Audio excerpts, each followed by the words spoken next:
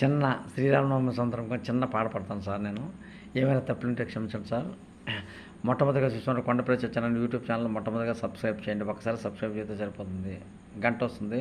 ఆ గంట దగ్గర కొడితే ఆల్ అనేది వస్తుంది. ఆల్ కూడా క్లిక్ చేయండి సార్, సరిపోతుంది. అది మీరు కావాల్సినప్పుడల్లా చూసుకోవచ్చు నా వీడియోలో. సార్ మీరందరూ మీ పిల్ల పాపలతోటి, బంధుమిత్రులతోటి, ఇరుగు పొరుగు వారితో, ప్రతి ఒక్కరు నా వీడియో చూసేవారు చూడని వారందరూ కూడా ప్రతి ఒక్కరు ఆరోగ్యాలతో చల్లగా ఉండాలని కోరుకుంటున్నాను సార్. మీ అందరికీ ఆ శ్రీరాముడి సీత ఆశీస్సులు మీ అందరికీ ఉండాలని నేను కోరుకుంటున్నాను సార్. మీకేమైనా అలానే దాంపత్యం మొగుడు పిల్లల మధ్య తగాదాలున్న శ్రీరామనవమి సందర్భంగా శ్రీరాముడిని సీతను తలుచుకోండి సార్. మీకు అటంతగా అయిపోతాయి, పుణ్యం కలుగుతుంది సార్. శ్రీరాముని చరితమును వినిడోయమ్మ, మన సీతవతి సీత కథ తెలిపెదనమ్మ. శ్రీరాముని చరితమును వినుడోయమ్మ, మన శీలవతి సీత కథ తెలిపెదనమ్మ. అయోధ్యానగరానికి రాజు దశరథ మహారాజు, ఆ రాజుకు నలుగురు పుత్రులు, కౌసల్య, సుమిత్ర, కైకేయి.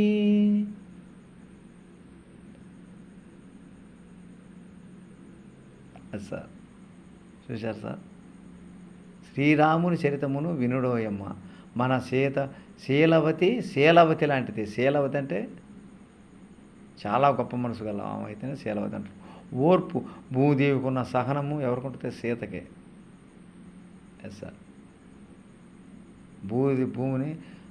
భూదేవి బయటికి భద్ర కొట్టుకొని వస్తుంది. ఎందుకు? సీత కష్టాలు చూడలేక. భూదేవి తల్లి సీత, నాకు తెలిసినంతవరకు సీత ఎవరికి మాత్రం భూదేవి తల్లి. అదే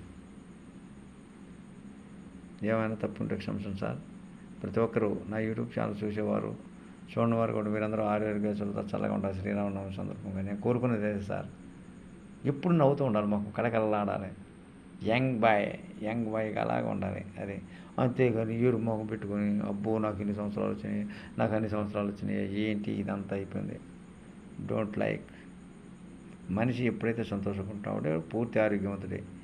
యవ్వనుడితో సమానం, కుర్రోడితో సమానం. మనం కూడా ఏమైంది, మనసును ఆనందంగా ఉంటే మన శరీరం కూడా అధీనంలో ఉంటుంది. మనం చెప్పిన మాట ఉంటుంది చాలా వరకు. అంతేగాని మనం నీరసించిపోకూడదు. చేద్దాం, మంచి పనులు చేద్దాం, మంచిగా ఉందాం, అందరిని మనల్లో పొందుదాం. అది మన గొప్పతనం మనం చెప్పుకోవాలి సార్. ఎవరు చెప్పుకోవాలి, ఎవరు చెప్పాలి? ఇతరులు. ఇతరులు అంటే ఎవరో? వాళ్ళు మనుషులే సార్. వాళ్ళు మనుషులు, మన వాళ్ళే. కాకపోతే ఇతరులు అంటాం, మనకు తెలియని వాళ్ళని ఇతరులు అంటాం, తెలిసిన వాళ్ళని ఫ్రెండ్స్ అంటాం. మీరందరూ నాకు ఫ్రెండ్సే. ఇతరులు ఇవన్నీ నేను నమ్మను.